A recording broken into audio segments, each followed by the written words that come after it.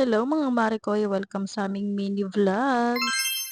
November 10 pa nga tong video na to at kaarawan nga ng aking Junakis. Siya ngayon ay 4 years old na o di ba napakabilis ng panahon. Parang kailan nga lang nung lumabas siya sa mundong ito at ngayon siya ay 4 na taon na. Ginala na lang namin siya ng papa niya at ito na nga yung pinaka-celebrate namin sa birthday niya. Tuwang-tuwa naman ang bata dahil nga ito at makakagala na naman nga siya uli. Pinag-jacket ko nga siya dahil medyo malamig nga at buti na lang nakisama nga yung panahon ay yan uminit-init na siya Dito lang kami gagala sa may Ever Gotesco dahil ito lang yung malapit at kaya ng budget namin. Ala,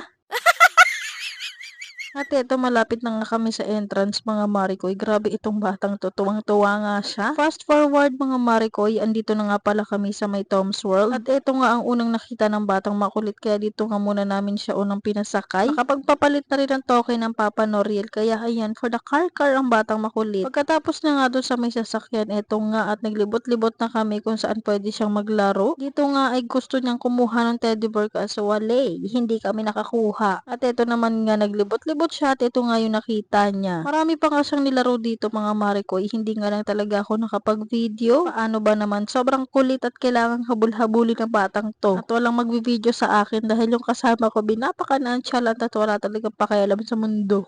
Charot.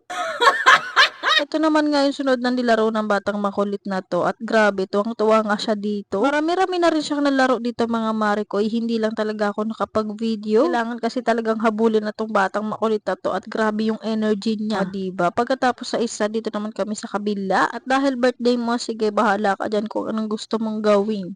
Tsari. At eto naman silang dalawang mag-ama sa motor-motor. Bahala na kayo dyan dahil wala talaga akong alam dyan. Mukhang hindi lang si Baby Elise ang nag-enjoy.